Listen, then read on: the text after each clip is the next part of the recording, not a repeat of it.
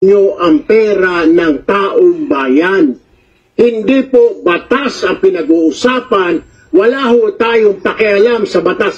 Sometimes, you have to bend the law to be able to please the people. Mas mataas po ang taong bayan sa batas. Am I right, Secretary Remulla?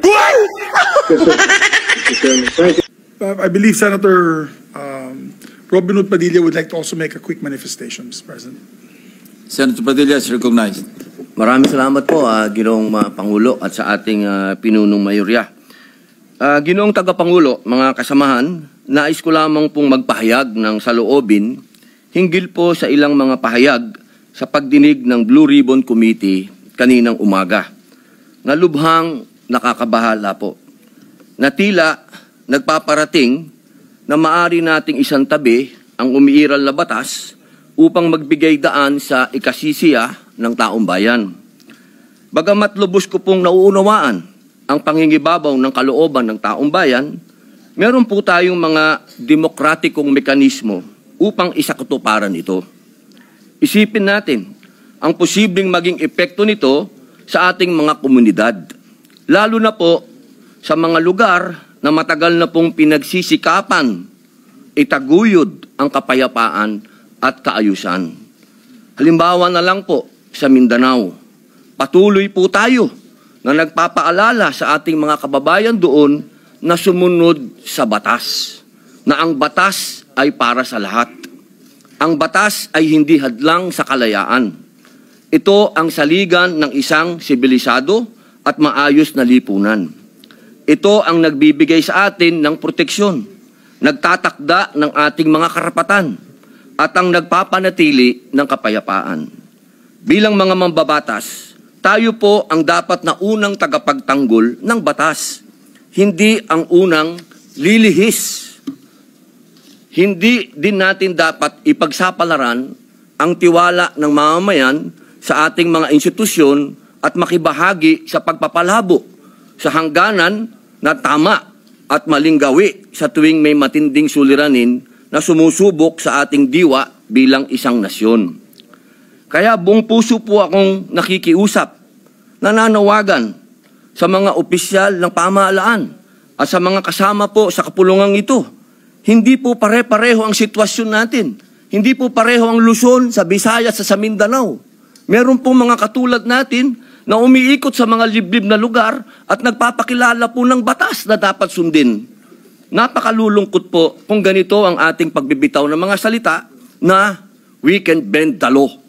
Ipakita po natin na ang kalooban ng taong bayan ay maaaring maisakatuparan ng alinsunod sa balangkas na makaturungang pag-iiral ng batas.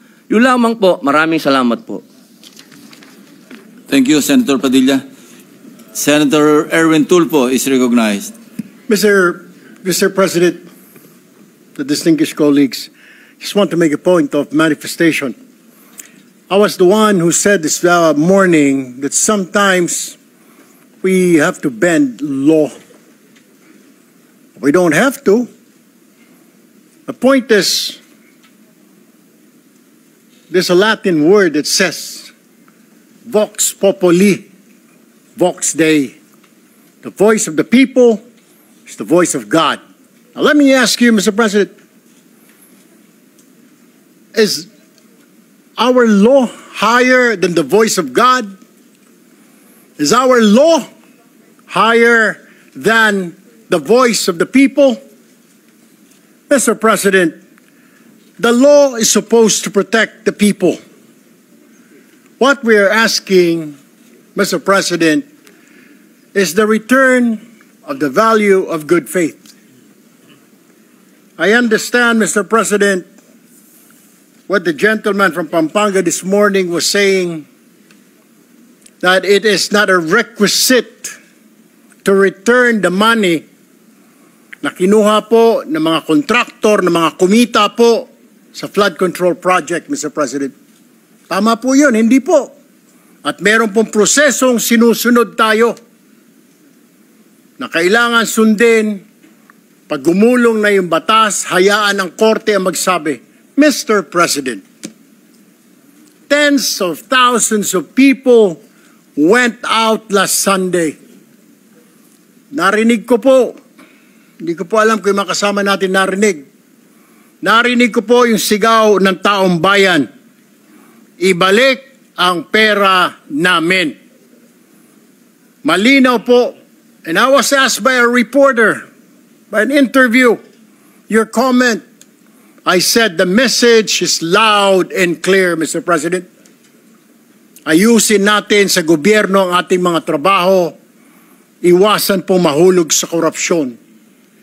The people are demanding that these people, contractors, DPWH officials, including politicians who made wealth, kumita po sa flood control, na kung maaari isoli nila ang kanilang ninakaw sa bayan.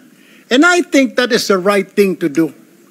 Ang problema kasi, Mr. President, kung susundin natin ang batas, alam naman po natin ang pagdinig sa ating bayan ay buwan at taon ang inaabot. Baka pagdating po sa dulo, wala na pong makuha ang gobyerno sa mga taong ito. My only point, Mr. President, is the people were asking, the people are demanding. Isole yung pera na ninakaw sa kanila. Meron po tayong batas. True enough, Mr. President, I don't disagree. There is a process. May proseso, tama din po. Paano naman po yung sigaw ng taong bayan? How can we pacify the clamor, the anger of the population, Mr. President? I have no answer. My only answer, Mr. President, is isoli po ninyo ang inyong ninakaw. No ifs and buts.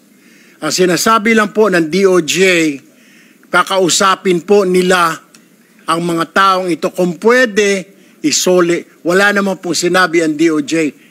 Ito ang batas, bawal po, kailangan ninyong isoli yan. The DOJ, the Secretary himself said, they will ask, but they will not force them. Depende, mas mabuti raw kung kusang loob nilang isurrender yung pera, Mr. President. Wala naman pong nagbabawal sa batas na magbalik ng ninakaw. There's no such thing. And alam ko pong meron tayong process, we have procedures. But my only point is, Mr. President, whether I'm right or wrong, I stand to the wishes of the public, of the Filipino people, ibalik ang perang ninakaw sa kanila. Period, Mr. President. Thank you, Mr. President. Thank you, Senator Erwin Tulfo. Senator Padilla is recognized. Opo. Ginoong Pangulo, napakaganda po ng mga punto na binitawan ng ating hinahangaan na si Senator Erwin Tulfo. Ngunit, alam niyo po, meron pong historical injustice na nangyari sa mga Bangsamoro. Kung ang usapin po natin ay sisingilin natin ang inang bayan sa mga utang nito sa Bangsamoro at hindi natin padadaanin sa batas, para saan po yung BARM law? Mapupunta na lang po kami sa gulo. Mapupunta na lang po ito sa paniningil na hindi. Ganito lang, kailangan magbayad. Kailangan ngayon na. Kailangan po dumaan tayo sa proseso. Ang atin pong saligang batas ay malinaw na nagsasabi na may due process. Kung argumento po natin, makikinig tayo sa sinasabing ngayon na. Teka muna po. Marami pong maliligaw. Katulad po ng mga kasama nating artista, halimbawa, sinasabi nila, kung ganyan, wag na tayo magbayad ng tax. Paano pong gagawin natin? Papayagan po ba natin na mga artista ngayon wag na magbayad ng tax dahil yun ang boses nila? Yun ang voice of God? Yun ang voice of the people? Ang gusto ng mga tao, lahat ng tao ngayon ayaw na magbayad ng tax. Dahil sa nangyayaring ito. Ang gusto ko lamang pong linawin, Ginoong Pangulo, tama po, naniniwala po ako na ang tao'y galit na. Dapat lang po silang magalit. Marami nang talagang ghost project. Ang dami na pong nangyayaring ito. Pero sana po, intindihin po natin din yung mga kababayan natin sa malalayong lugar na humahanap ng hustisya. Madami pong mga kababayan natin, katulad ng mga katutubo, na humihingi din po ng hustisya yan. Pero dinadaan po natin sa batas ang pagnanakaw sa kanilang mga lupain, ang pagnanakaw sa mga mineral resources nila. Pero lagi natin sinasabi, may batas tayong dapat sundin. Paano kung isang araw gusto din nilang ng anarchy? Gusto din nilang magkagulo? Gusto din nilang lumusob sa Malacanang, pumunta ng Mindiola? Yun po yung mga bagay po na dapat po natin ding isipin. Ako po'y hindi kontra kahit kanino dito. Ako po'y number 1 supporter ng lahat nandito. Pero pagdating po sa usapin, na tayo'y magkakaroon na naman ng pag-aaklas. 20 taon na po ako sa Mindanao. Alam po yan ng kapatid ko na si Senator Mig Subiri na umiikot dyan sa mga liblib na lugar para kumbinsin ng mga taong sumunod tayo sa batas. Yun lamang po, mga senador tayo. Gumagawa tayo ng batas. Ang batas kailangan sundin natin tayo mismo. Yun lamang po, wala naman akong gustong sabihin kundi yun lang. Maraming salamat po. Senator Erin Tulfo is recognized. Mr. President, just last point. Hindi po kahit kailan nagnakaw ang Bangsamoro. To tell you, kung mga kasama po natin, 20 years na pong nag-ikot sa Mindanao, ako lumaki po ng Mindanao. I've been to Hulo, I've been to Basilan, I've been to Tawi-Tawi, I've been to Marawi. Maro nga po ako magsalita ng Tausog eh.